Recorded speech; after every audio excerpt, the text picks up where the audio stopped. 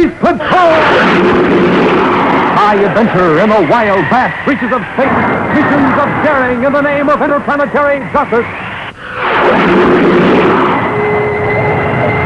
Travel into the future with Buzz Corey, Commander-in-Chief of the Space Patrol! Wait a minute, Commander. We know that living planet isn't a planet at all, but a huge form of life. How could a thing like that have moons? Had rocks on the surface? Yes, sir, but they were alive. They were actually living things that... Wait a minute. You mean those moons could be alive? Yes, Robbie, they could be alive. And they are. Stand by for exciting on Lost in Galactic Space. Terra 5, flagship of the Space Patrol, having been dragged far from the United Planets by the magpull of a giant comet, and having narrowly escaped destruction on the surface of a huge living planet, is now ready to begin the long journey back to Terra. But the passengers aboard the battlecruiser are faced with the realization that they do not even know in which direction the United Planets lie. For now, they are lost in galactic space. Nothing out there looks the least bit familiar to me. What are we going to do? There's no way of determining our location. How will we get back home again? Yeah. And if we start in the wrong direction, we'll just go deeper and deeper into the galaxy. But we can't just sit here and drift, just give up. There must be something we can do. There is. First, we'll send an automatic distress signal out and hope it's picked up by someone in the United Planets. Have crank the transmitter up to full power and switch on the automatic distress signal. Yes, sir. See anything to give us a bearing, sir? All I can see is that big thing we just left, the living planet. I'm glad we don't have to go strange. What's it?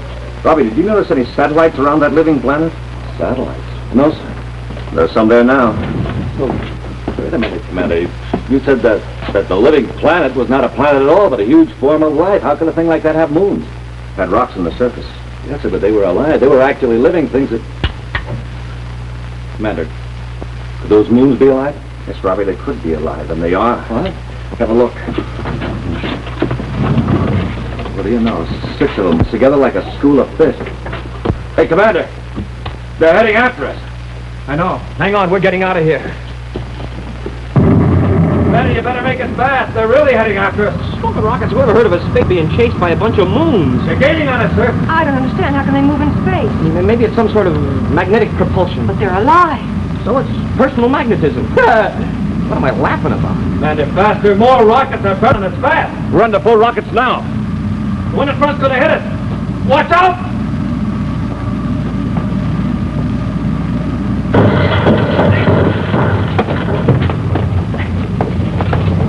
Smoking rocket, that thing really hit us. It's trying to break us in two. Any jolts like that will. Here comes another one. We can outmaneuver them.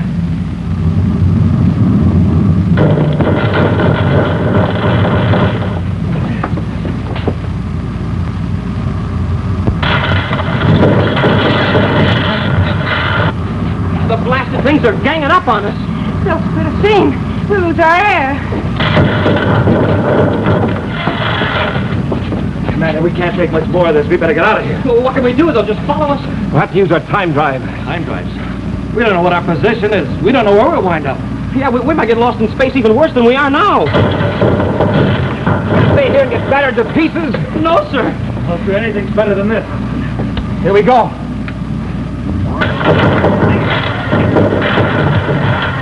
Hey, don't tell me those things can outrun the time drive. Wait till we pick up speed.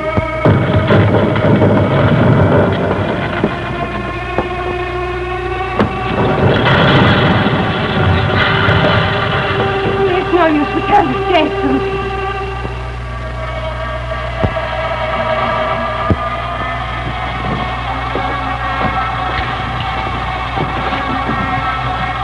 Can you see them, Commander? Yes. But we're leaving them behind.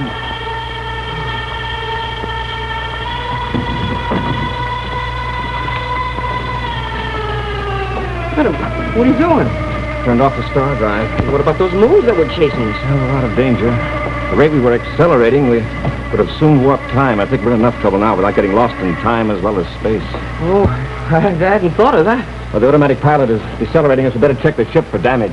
It's a good idea, sir. Robbie, you and Hap check the stern. Carol and I give the instruments a once-over. Yes, sir. Come on, man. And while the 4 passengers of the Terra 5 search for evidence of damage, the big battle cruiser continues to decelerate as it makes its way aimlessly through the inky, black, uncharted void, still lost in galactic space. Oh, Buzz, these seem to check out all right. I'm surprised after what this ship's been through lately. Yes. Come here, quick!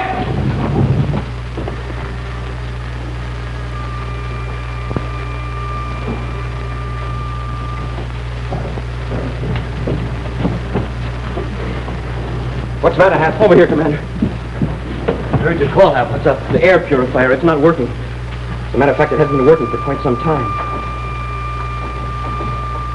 You're right, Happy. Must have been knocked out by the crash of those moons. That's Buzz. That means we haven't had any fresh air since it quit running. We've been breathing just what was left in the ship's compartment. Yes, sir. The air in here is stale already. Maybe we can repair the purifier. Let's have a look at the installation, Robbie. Right, sir.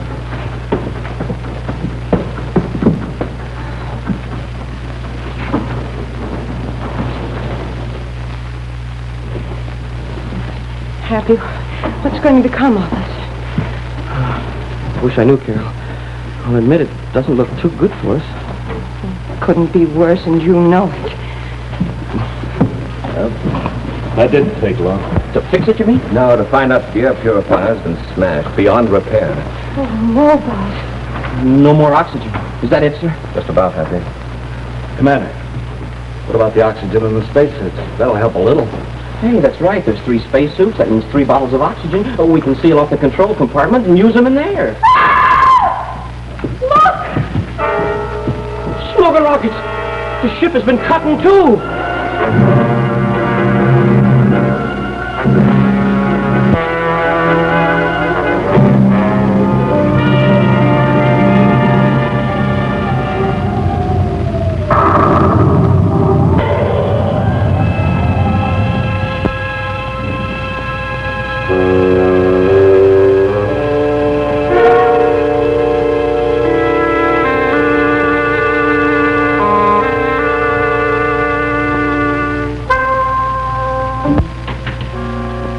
See it, but I don't believe it.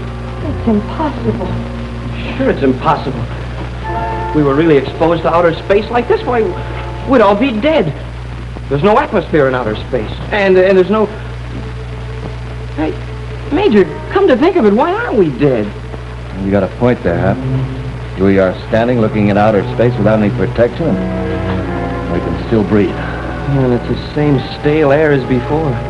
Maybe we're just dreaming this is happening.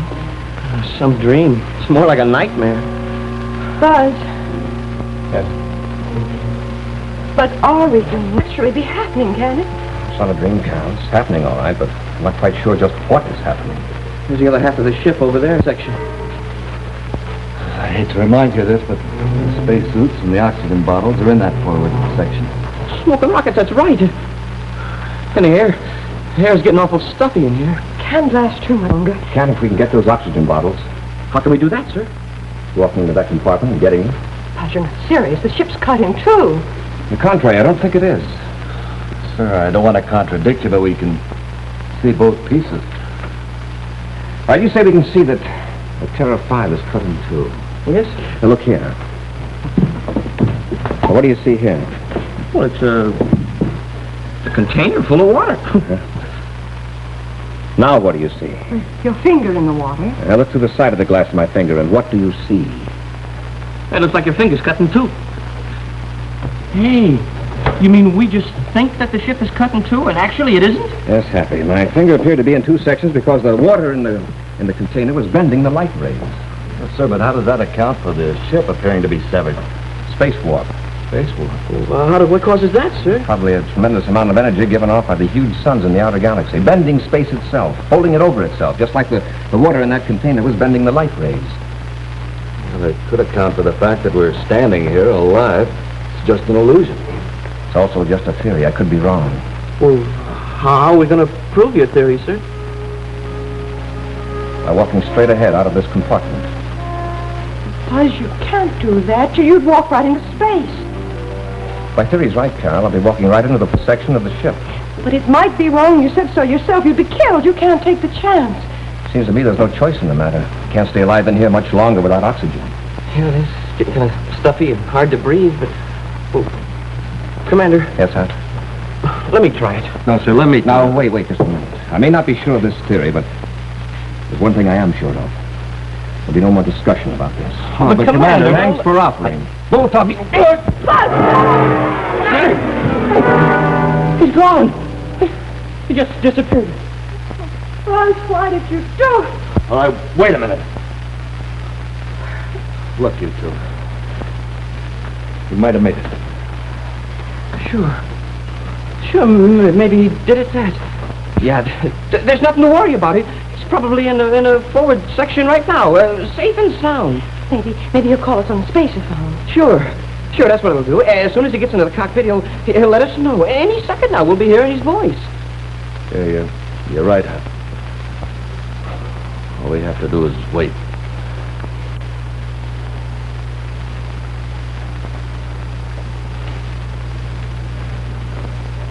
He probably stopped to check the oxygen bottles.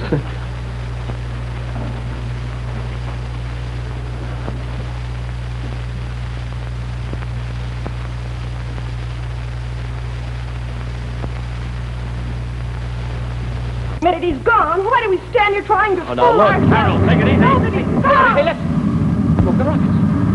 Rockets, right, Hap. Those are the rockets of our ship. Oh, look.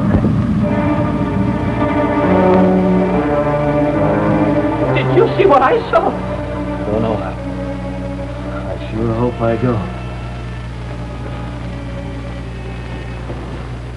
Commander, you were right. Hey, your theory was right. Commander, we glad to see you. I moved the ship out of the space warp. Carol! Guess seeing you was too much for her, Commander. She really thought you were a goner. This is part of it. It's the foul air in here. Pat, get the spacesuits. Yes, sir. Let's get her forward, Robbie. Yes, sir.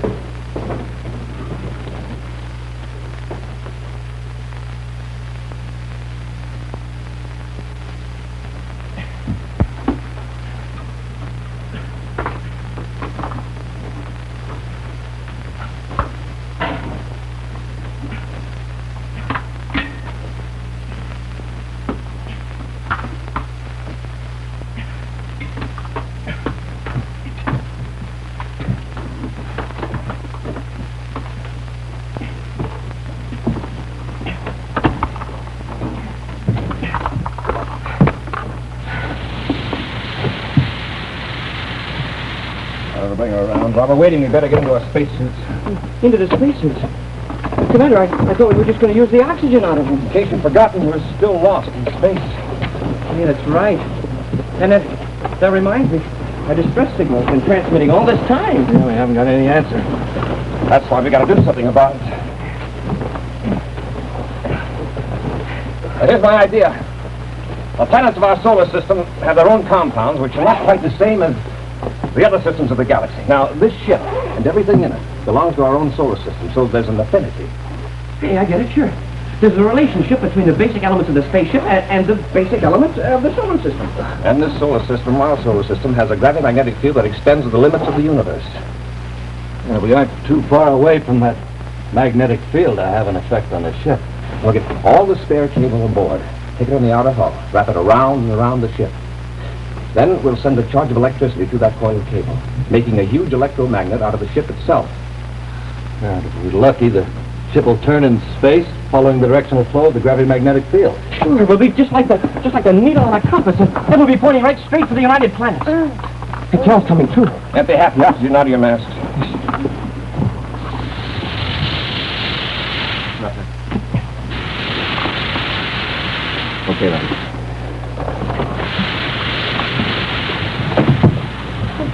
What's going on? Listen, Carol, we're going in the outer hull. You stay here. Sit quietly. There's enough air to breathe for a while anyway. Why are you going in the outer hall? To find our way home. From then on, we'll just have to hope that our air holds on.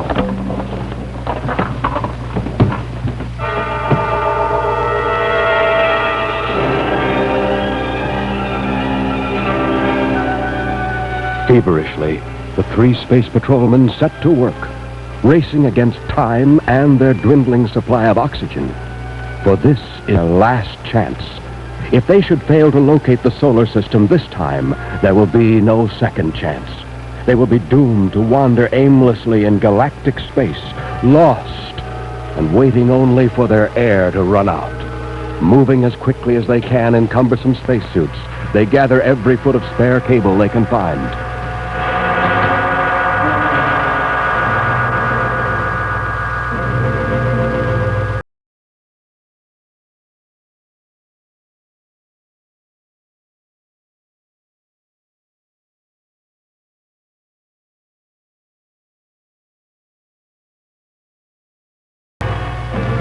Soon they finish dragging the heavy cable through the hatch and onto the outer hull, and begin the tedious job of coiling the cable round and round the hull of the big battle cruiser.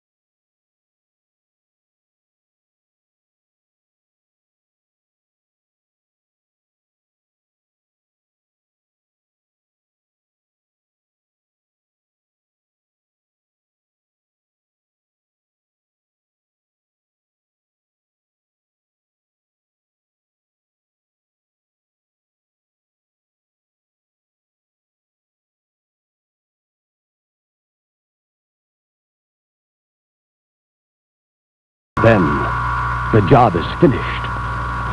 Wearily, the three men make their way back into the bunk compartment, exhausted from the long moments on the outer hull, and the hard toil that causes their bodies to demand oxygen. Oxygen that they do not have to spare.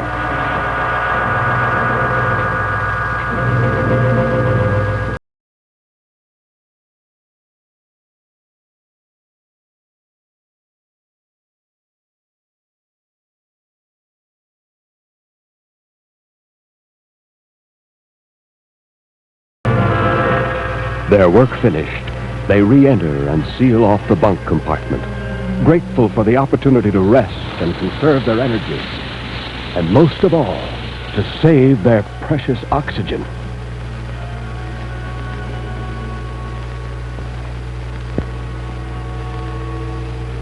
And now, they wait.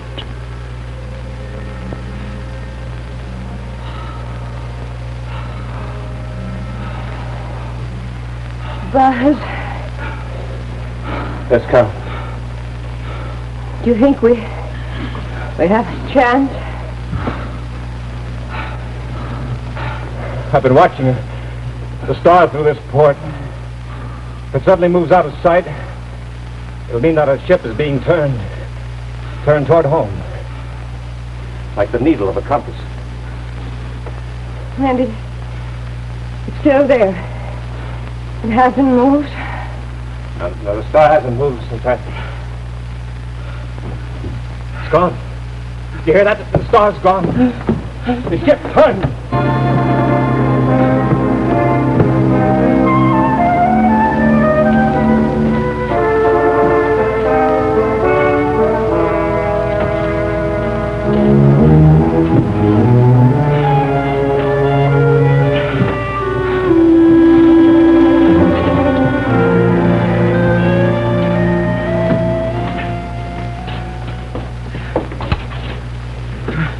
Do you think we can make it without any air? We'll use the time drive, Hap, but hold the speed down so we don't cross a time line. Stand by. standing by, sir. Time drive. We're on our way home, Happy Boy. On our way home.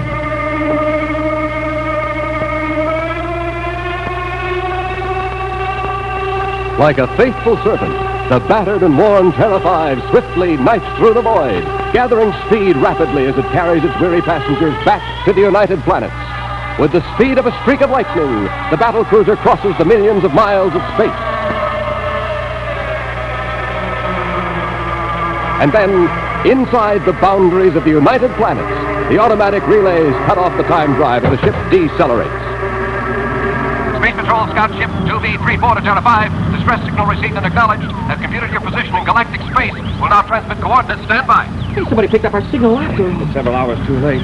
Commander Corey to Scout Ship 2V34. Message received, but don't bother to send coordinates. We're already back in our system. Commander Corey, we're just about giving you up for lost. What happened? It's a long story. Well, let me tell them, Commander. It's too fantastic. They won't believe it. Well, they'll believe me all right, Commander. With my memory of what almost happened to us, I'll really sell it. All right, go ahead, but they won't believe it. Listen, Cadet Happy. Now, look. Believe it or not, we were captured by a great big comet that dragged us clear out of the system. And we landed on a living planet. Well, that is, it wasn't actually a living planet. You see, it was, a huge living body out in space as big as a planet. And it had a bunch of rocks on this planet, and they were alive, too.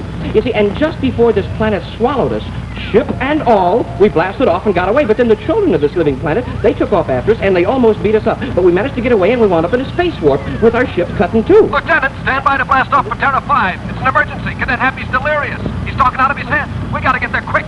They believed you, all right. Oh, yes, they'll believe me. I'll really tell it.